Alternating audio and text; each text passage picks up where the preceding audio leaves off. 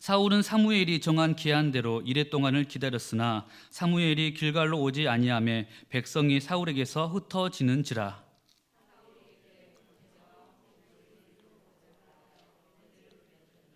번제 드리기를 마치자 사무엘이 온지라. 사울이 나가 맞으며 문안하매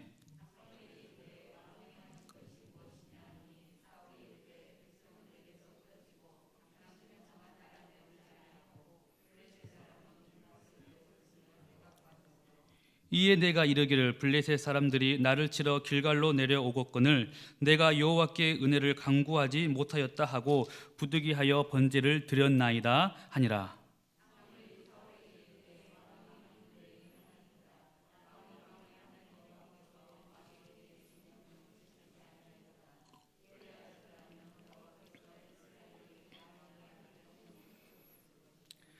지금은 왕의 나라가 길지 못할 것이라. 여호와께서 왕에게 명령하신 바를 왕이 지키지 아니하였으므로 여호와께서 그의 마음에 맞는 사람을 구하여 여호와께서 그를 그의 백성의 지도자로 삼으셨느니라 하고, 다 같이 읽습니다.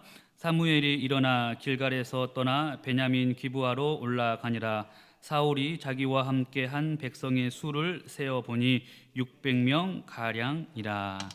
아멘.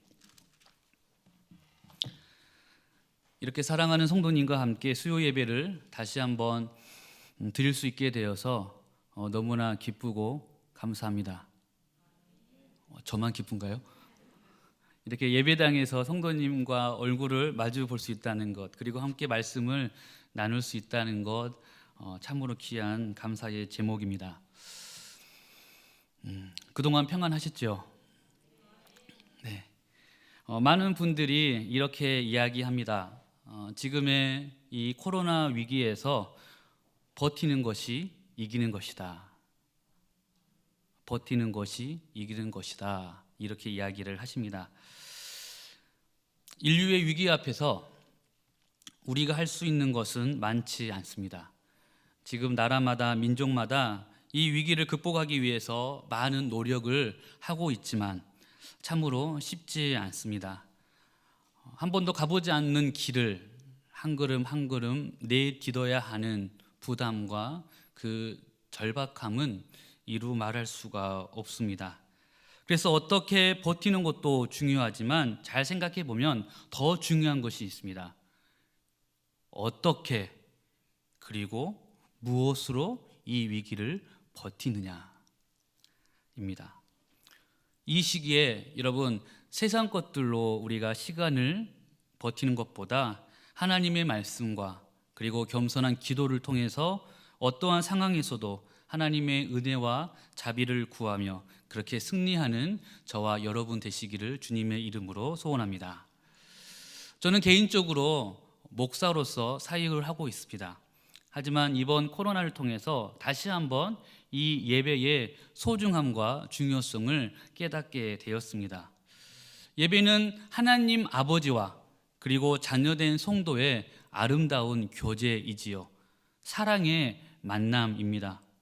물론 예배를 잘 드리기 위해서 전통과 제도 그리고 형식이 중요하지만 더 중요한 것은 하나님 아버지와 자녀의 관계가 회복이 되어서 진정한 의미에서의 가족이 되는 것, 하나님과 우리의 관계가 회복되어 다시 한번 가족이 되는 것, 바로 이것이 우리가 드리는 예배의 본질이라 저는 믿습니다.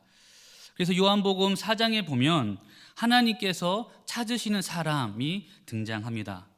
그 사람은 바로 예배하는 사람이라고 요한복음 4장 23절에서 말씀을 하고 있지요. 하나님이 찾으시는 사람은 예배자입니다.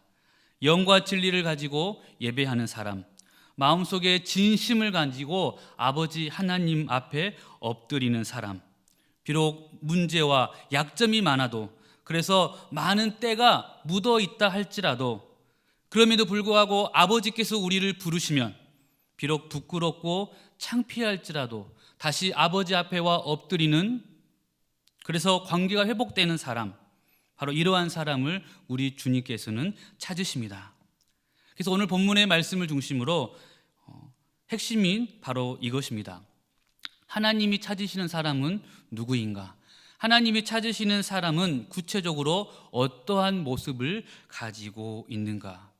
요한복음에서는 이러한 사람을 예배자라고 말씀하고 있는데, 그 예배자는 이 땅에서 어떠한 믿음의 자세를 가지고 있어야 하는가? 이러한 주제를 가지고 오늘 본문의 말씀을 함께 나누기를 소원합니다. 단순히 귀로 듣는 것이 아니라 여러분 마음으로 들으시고, 또한 이 말씀이 우리의 삶 속에서 힘으로 그리고 능력으로 나타날 수 있기를 소원합니다. 오늘 본문의 말씀을 좀 더 묵상하기 위해서는 우리가 이 배경적인 이해가 조금 더 필요합니다. 이스라엘 백성은 모세와 함께 출애굽한 이후에 가나안에 정착하였습니다. 이제 그곳에 있으면서 하나님을 잘 섬기고 하나님께 잘 예배하는 백성들이 되었으면 좋겠는데, 구약에 기록되어 있는 여러 가지 사건들을 보면 그러지 못한 것을 알 수가 있습니다. 여러분, 이 본문이 기록되어 있는 당시에 이스라엘은 아직 국가로서의 모습을 갖추지 못했습니다. 아직까지는 지파들의 공동체로 그들은 이루어져 있었죠. 일반 역사에서는 이러한 정치 형태를 부족 국가라고 이야기를 합니다.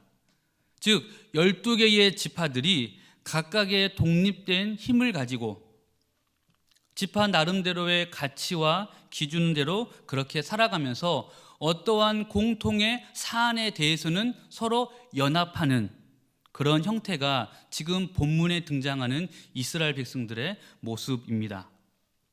12지파가 하나가 되지 못하고 각자의 주장대로 각자의 생각대로 그렇게 움직이다 보니 의견은 늘 분산될 수밖에 없었겠죠. 그리고 그들의 힘도 잘 모아지지를 않았습니다.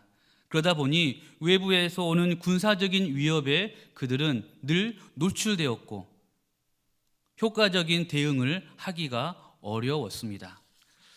예를 들어 사사기 4장에 보면 여선지자 드보라가 등장합니다. 당시에 이 드보라 사사는 가나안의 왕 야빈과 전쟁을 치루었습니다. 그런데 말씀을 잘 보면 이스라엘의 12지파 중에 6지파만 이 전쟁에 참여한 것을 보게 됩니다. 나라가 분열되어 있죠. 또한 사사기 11장에 보면 사사 입다를 중심으로 이스라엘과 암몬 족속의 전쟁이 기록되어 있습니다. 여러분, 12개의 지파가 가지고 있는 힘이 다 균등하지 않습니다. 어떤 지파는 수도 많고 힘이 센지만 어떤 지파는 수도 적고 힘도 약했겠죠. 이 당시에 그때 당시에 12지파 중에 가장 힘이 센 지파는 바로 에브라임 지파였습니다.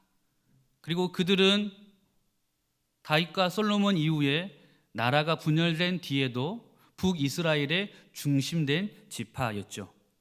중요한 것은 이 입다 사사 시대에 이 이스라엘 백성과 암몬 족속이 전쟁을 치를 때에 가장 중요한 에브라임 지파는 이 전쟁에 참여하지 않았다는 것이죠.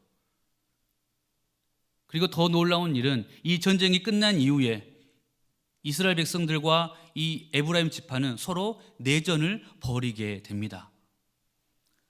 성경 말씀에 보면 이 전쟁을 통해서 에브라임 지파 4만 2천 명이 죽임을 당했다라고 성경은 말씀하고 있습니다. 이렇게 이스라엘은 아직 하나 되지 못한 불완전한 모습이었습니다. 서로 간의 분열과 갈등이 굉장히 심했던, 그래서 매일매일의 삶이 긴장된 삶을 살아야 했던 그 시대가 바로 사사 시대였고 오늘 본문의 시대였습니다. 그러다 보니 고대 근동에서 당시에 강력한 힘을 가지고 있었던 블레셋이라는 나라로부터 이스라엘은 늘 핍박을 당할 수밖에 없었죠. 그리고 이 핍박에 대해서 그들은 효과적인 대응을 할 수도 없었습니다. 이렇게 주장도 서로 다르고 힘도 부족하고 갈등과 분열 속에서 하나 되지 못한 이스라엘 백성들이 이제 그들의 약점, 그들이 가지고 있는 이 위기를 이겨낼 만한, 극복할 만한 방법을 나름대로 그들이 찾기 시작했습니다. 언제까지 이렇게 당할 수는 없잖아요. 언제까지 이렇게 이방 민족으로부터 고난을 받을 수는 없잖아요. 그래서 그들이 나름대로 그들의 생각해낸 지혜가 있었습니다. 바로 그것은 그들의 나라가 강력한 나라가 되기 위해서 결국 왕을 세우기를 원했던 것입니다. 그들을 지켜주고 그들을 보호해 줄 만한 왕이 있다고 한다면 이제 다른 이방 민족으로부터 지금까지의 핍박과 고난은 없을 것이다 라고 그들은 생각을 했죠. 그래서 이제 이스라엘 백성들의 장로들은 사무엘 선지자를 찾아가서 그에게 왕을 달라 이렇게 요구를 합니다. 여러분, 그렇다면 지금 이스라엘 백성들이 그들 스스로의 약점을 극복하기 위해서, 그들 스스로의 문제를 해결하기 위해서, 그들의 나라가 강한 국가가 되기 위해서 왕을 원하는 이 사실에 대해서 여러분은 어떠한 생각을 가지고 있습니까? 사실 지금 이런 상황에서 보면 왕을 요구하는 이스라엘 백성들의 이러한 방법은 나름 합리적인 것으로 보입니다. 어찌 보면 가장 이 상황 속에서 확실하고 타당한 답으로 보이죠. 하지만 이스라엘 백성들이 사무엘 선지자에게 우리에게 왕을 달라 했던 이 요구는 우리가 이미 알고 있듯이 하나님 앞에서 범죄한 주장이었습니다. 하나님은 이스라엘 백성들의 이 요구에 대해서 사무엘상 8장 7절에서 아주 신랄하게 비판을 하고 있습니다. 다 함께 8장 7절의 말씀을 함께 읽겠습니다. 여호와께서 사무엘에게 이르시되 백성이 내게 한 말을 다 들으라. 이는 그들이 너를 버림이 아니요 나를 버려 자기들의 왕이 되지 못하게 함이니라. 아멘. 어찌 보면 그 당시에 가장 합리적이고 가장 타당해 보이는 이 요구에 대해서 하나님은 가차없이 비판을 하십니다. 그들이 왕을 원하는 것은 실제로 왕을 원하는 것이 아니라 그들이 나를 자기들의 왕이 되지 못하게 하기 위해서 나를 버린 것이다 라고 하나님께서 말씀을 하십니다. 주님께서 이렇게 그들은 나를 버렸다라고 분노했던 이유는 무엇일까요? 하나님은 이 왕이라는 제도를 싫어했을까요? 아니면 하나님은 계속 이스라엘 백성들이 이방 민족으로부터 핍박받기를 원하셨을까요? 아니면 하나님은 이 이스라엘 백성들이 강한 국가가 되기를 원하지 않으셨을까요? 하나님은 어떤 이유로 이들의 요구를 비판하셨을까요? 사실 왕을 달라 하는 이스라엘 백성들의 이 주장 속에는 다른 의도가 숨겨져 있습니다. 그것은 눈에 보이지 않는, 그리고 어려울 때 도와주지 않는 하나님보다 이제 눈에 보이는, 그리고 그들의 필요와 그들의 만족을 바로바로 채워줄 수 있는 인간의 왕, 눈에 보이는 왕을 그들은 더욱더 필요로 했던 것입니다. 이제는 하나님을 더 이상 믿거나 의지하지 못하겠다, 이렇게 기도해도, 이렇게 기다려도 하나님은 나타나지 않으니 이제 눈에 보이는 실제적인 힘, 실제적인 능력을 우리는 믿겠다라고 주님 앞에서 선포하는 것이죠. 주님이 아니라 내 주먹을 믿겠다라고 이야기를 합니다. 더 이상 이 땅에 살면서 하나님 중심이 아니라 내 중심으로, 하나님을 위하여서가 아니라 나를 위하여 나의 인생을 살겠다라고 그들은 말씀하고 있는 것이죠. 이 마음을 담아서 왕을 달라 이렇게 요청을 했습니다. 어찌 보면 그럴듯하고 이쁘게 보이는 이야기이지만 결국 이 주장 속에는 그들의 죄된 본심이 숨겨져 있습니다. 비록 지극히 합리적이고 타당하게 보이는 그들의 요구임에도 불구하고 그것은, 죄라는 것은 절대로 변할 수가 없습니다. 이런 상황 속에서 오늘 본문의 말씀이 시작됩니다. 하나님이 찾으시는 사람, 즉 예배자는 이 땅에 살면서 어떠한 자세를 가져야 할까? 그 첫 번째는 어떠한 상황을 보든 하나님의 마음으로 보는 것이 아니라, 어떠한 상황을 보든 사람의 마음으로 보는 것이 아니라 하나님의 마음으로 그것을 바라보는 것입니다. 하나님이 찾으시는 첫 번째 사람은 사람의 마음으로 형편을 보는 것이 아니라 하나님의 마음으로 보는 것.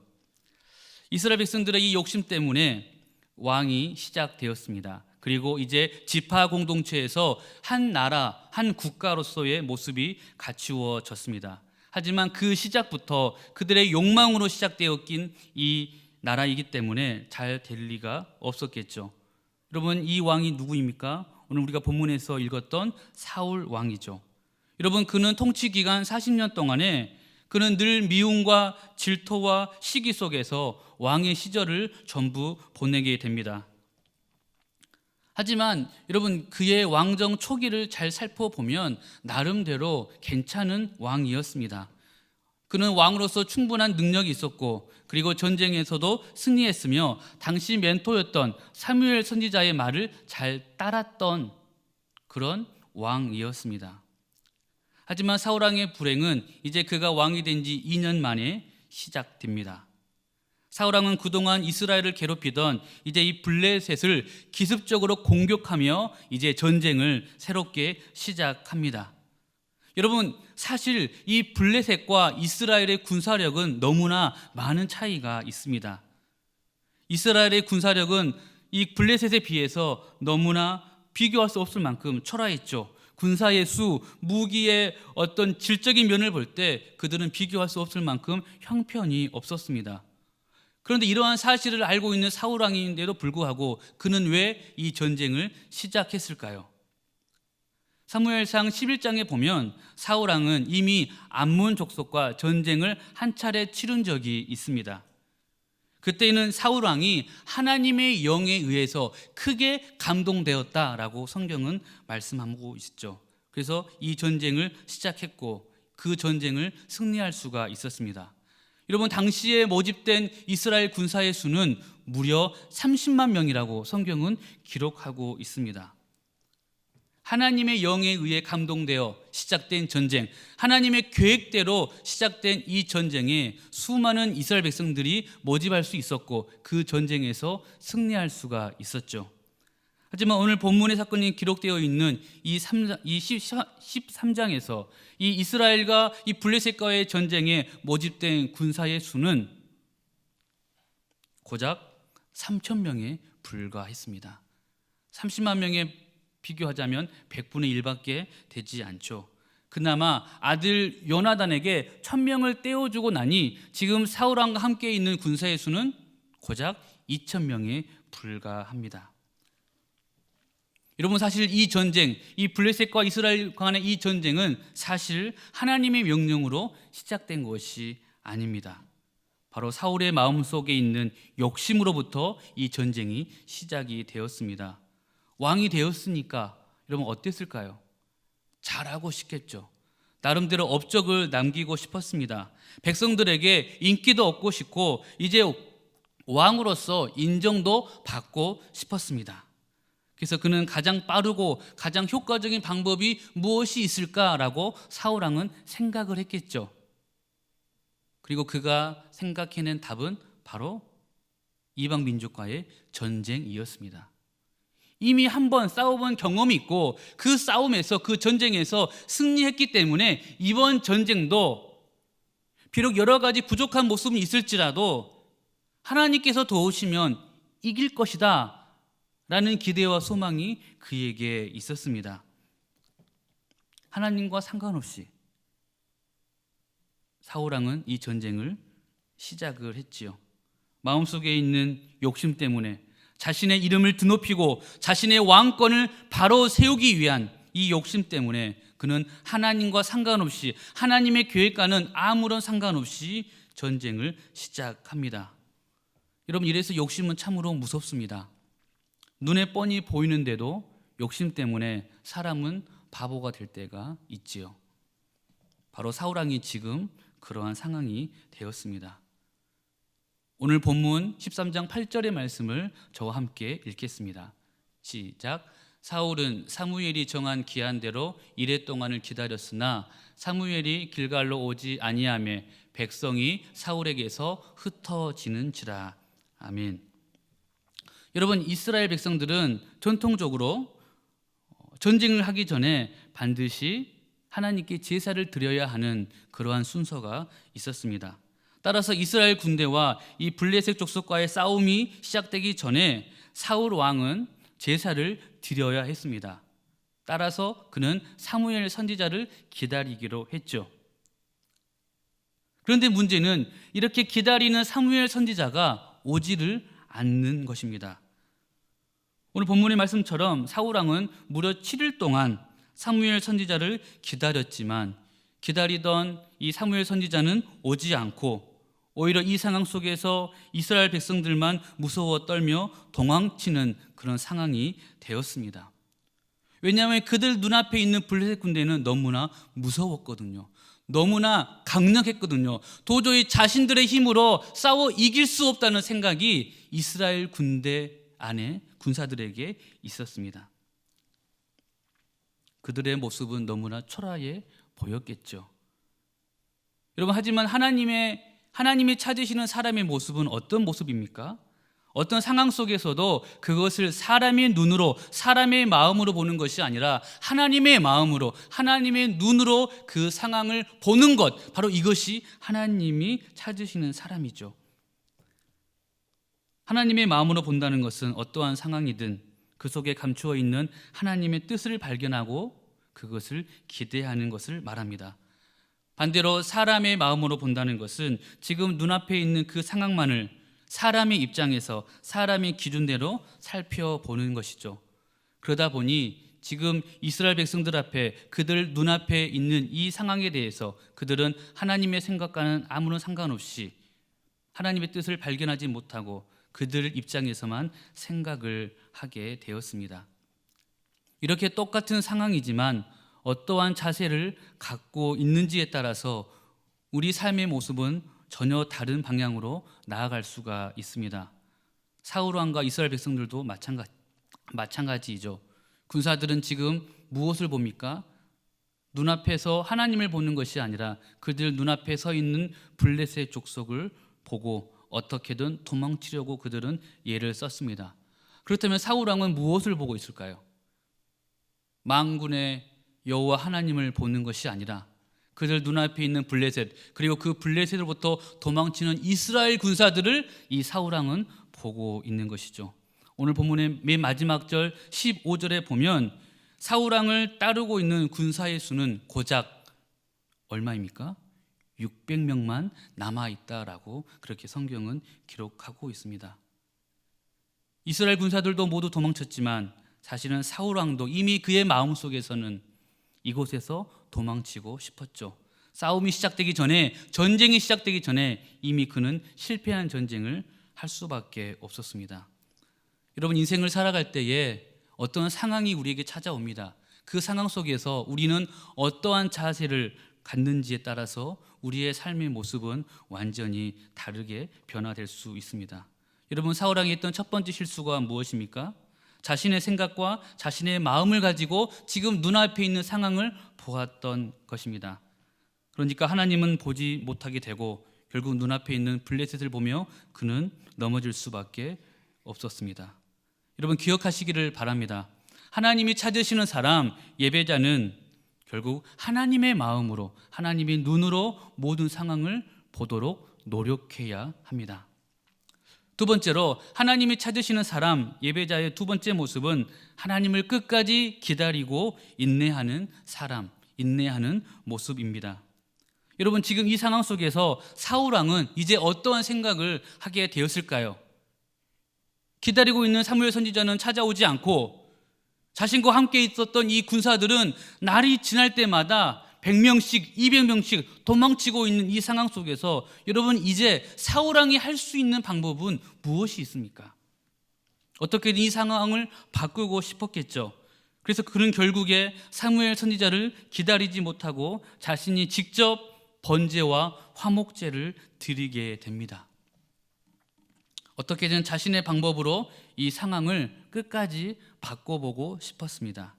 자신이 직접 이 제사를 드려서 하나님께 간청을 하고, 그래서 하나님의 도우심을 통해서 백성들의 상의를 높이고 자신의 이름과 자신의 얼굴을 드높이고 싶었던 것이죠.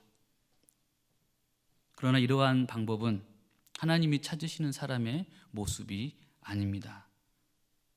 사무엘 선지자는 이제 자신을 기다리지 못하고 스스로 제사를 드려버린 이 사울 왕을 크게 꾸짖습니다. 여러분, 지금 사울 왕은 무엇을 잘못했을까요? 이 상황 속에서 사울 왕이 한 행동 중에 무엇이 죄입니까? 그것은 사울 왕이 하나님의 명령을 어겼던 것이죠. 우리 오늘 본문의 말씀 13절의 말씀을 함께 읽겠습니다. 시작. 사무엘이 사울에게 이르되 왕이 망령되이 행하였도다. 왕이 왕의 하나님 여호와께서 왕에게 내리신 명령을 지키지 아니하였도다. 그리하였더라면 여호와께서 이스라엘 위에 왕의 나라를 영원히 세우셨을 것이거늘. 아멘.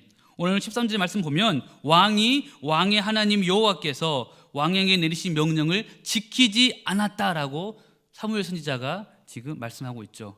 여러분, 지금 오늘 본문의 사건을 통해서 사울 왕이 했던 범죄는 하나님의 명령을 어긴 것입니다. 그럼 이 명령은 무엇일까요?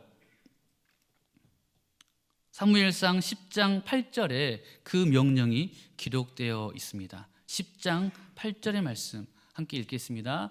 너는 나보다 앞서 길갈로 내려가라. 내가 내게로 내려가서 번제와 화목제를 드리리니 내가 내게 가서 내가 행할 것을 가르칠 때까지 7일 동안 기다리라. 아멘. 며칠 동안이요? 7일 동안 뭐 하라? 기다리라. 하나님께서 지금 사무엘 선지자를 통해서 사울 왕에게 했던 명령은 7일 동안 기다리라, 이 명령을 하신 것이죠. 그러나 사울 왕은 우리가 알고 있는 것처럼 사무엘 선지자를 기다리지 못합니다. 그리고 하나님의 명령을 어기고 13장 9절에 보면 결국 본인이 직접 번제와 화목제를 드리죠. 여러분, 우리가 잘 생각해야 할 것은 지금 사울 왕이 제사를 드린 것이 문제가 아닙니다. 여러분, 고대 근동에서 왕이 제사장의 역할을 어느 정도 담당했던 것은 드문 일이 아니었어요. 따라서 사울 왕이 제사를 드렸다, 이 자체가 죄가 아니었습니다. 그렇다면 여러분, 지금 사울 왕이 잘못했던, 사울 왕이 범죄했던 내용은 무엇입니까?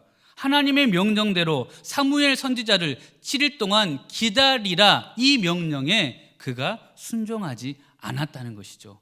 제사를 드렸다는 것이 잘못이 아니라 사무엘 선지자를 기다리지 않은 것, 바로 이것이 사울 왕이 하나님 앞에서 범죄했던 내용입니다. 왜 기다리지 못했을까요? 사울 왕은 한번 제사를 본인 직접 드려보고 싶었을까요? 그 마음 때문에 제사를 드렸을까요? 아니죠. 기다리지 못했다는 것은 결국 그는 그 마음속에 하나님을 인정하지 못했다는 것이죠. 하나님을 믿지 못하고 끝까지 인내하지 못했던 자세가 바로 사울 왕을 통해서 기록되고 있습니다. 바로 이것이 사울 왕의 자세였고 그의 죄였습니다. 여러분, 사무엘 선지자는 사울 왕에게 왜 7일을 기다리라 이렇게 이야기를 했을까요? 우리가 알고 있듯이 숫자 7은 굉장한 의미를 가지고 있습니다. 숫자 7은 완전 그리고 완성을 의미하죠. 하나님은 7일 동안 천지를 창조하셨습니다. 그리고 예수님도 7일째 되는 날 부활하심을 통해서 그분의 사역을 완성시키셨죠. 마찬가지로 하나님께서 사울 왕에게 7일을 기다리라 이렇게 말씀하신 것은 정확하게 일주일을 기다려라 라고 말씀하신 것이 아니라 어떠한 상황 속에서도 너 스스로 네가 앞서지 아니하고 끝까지 하나님을 의지하며 하나님 앞에서 인내하며 끝까지 믿음으로 한 걸음 한 걸음 인생을 살아가라 라고 말씀을 하신 것이죠. 여러분, 예배자의 두 번째 모습이 무엇입니까? 하나님을 믿고 끝까지 인내하는 사람, 바로 이 사람을 하나님께서는 찾으시죠. 바로 이러한 모습이 하나님 앞에 서 있는 예배자의 모습이 되어야 합니다. 하나님을 기다린다는 것, 우리 앞에 놓여진 어떠한 상황 속에서도 하나님의 뜻을 발견하고 이제 그것이 이루어질 때까지 끝까지 인내하고 기다리는 것, 절대 쉬운 일이 아니겠죠. 하지만 이 어려운 일을 저와 여러분은 감당해야 합니다. 우리가 인생을 살다 보면 어떻습니까? 우리가 원하는 방향보다 원하지 않는 방향으로 우리의 인생이 그렇게 진행되는 것을 자주 보게 됩니다. 우리가 기도하고 우리가 소원하고 우리가 노력하는 것이 우리의 마음대로 되지 않고 때로는 어긋나거나 때로는 반대되는 길로 갈 때가 있습니다. 때로는 우리를 절망 속으로, 우리를 낙심 속으로 우리를 끌고 갈 때도 있겠죠. 하지만 그렇다 하더라도 하나님이 찾으시는 사람, 하나님 앞에 굳게 서 있는 사람은 끝까지 하나님께 대한 믿음을 가지고 여러분 인내해야 합니다. 그리고 하나님의 뜻이 이루어질 때까지 기다려야죠. 하나님의 뜻이 만약 지금 이 순간에 우리가 죽어야 한다면 그 뜻이 이루어질 때까지 우리는 죽음을 기다려야 합니다. 우리는 너무나 어떤 상황을 볼 때에 결과를 집착할 때가 있어요. 잘 되는 것, 성공하는 것. 하지만 우리가 정말로 집중해야 하는 것은 결과가 아니라 과연 내가 얼마나 하나님 말씀에 반응하고 있는지, 내가 얼마나 하나님의 뜻대로 지금 인내하고 있는지, 우리는 그러한 우리의 과정 속에서 우리는 집중해야 합니다. 바로 이것이 하나님께서 원하시는 예배자의 모습입니다. 여러분, 사울왕은 이때라도 왕으로서의 자기의 힘과 권력을 믿지 아니하고 살아계신 하나님, 창조주이신 하나님을 믿고 의지해야 했습니다. 그렇다고 한다면 비록 그가 주님 앞에 범죄했을지라도 하나님은 그를 용서했겠죠. 비록 실수하더라도, 비록 범죄하더라도 다시 주님 앞에 돌아오는 사람, 다시 주님 앞에 와 엎드리는 사람을 하나님께서는 찾으십니다. 흠이 없는 사람이 아니라 흠이 있다 할지라도 다시 주님 앞에 와 엎드리는 사람을 하나님은 부르십니다. 그런데 사울왕은 오늘 말씀을 보면 그러지를 않았어요. 주님 앞에 범죄했고 주님 앞에 많은 비판을 받고 이제 그의 가문이 끝이 날 거다라는 말씀을 듣고 나서도 그런 아무런 회개를 하지 않습니다. 그는 결국 끝까지 하나님을 믿지 못했고 하나님을 의지하지 못했고 하나님을 기다리지 못했습니다. 어찌 보면 끝까지 자신의 힘을 믿었을는지도 몰라요. 하나님은 이렇게 말씀하시지만 내 생각, 내 계획, 내 방법으로 하면 어떻게 되겠지라는 생각이 그에게 있었을지도 모릅니다. 결국 끝까지 그러한 인생을 살아가게 되죠. 하나님은 그것을 분명히 죄라고 말씀합니다. 하나님은 결국 이러한 사울왕의 모습을 통해서 그를 포기하십니다. 하나님께서 선택하시고 하나님께서 기름 부으셨던 당신의 아들 사울 왕을 하나님은 포기하십니다. 이런 굉장히 안타까운 일이죠. 이제 말씀을 정리하도록 하겠습니다.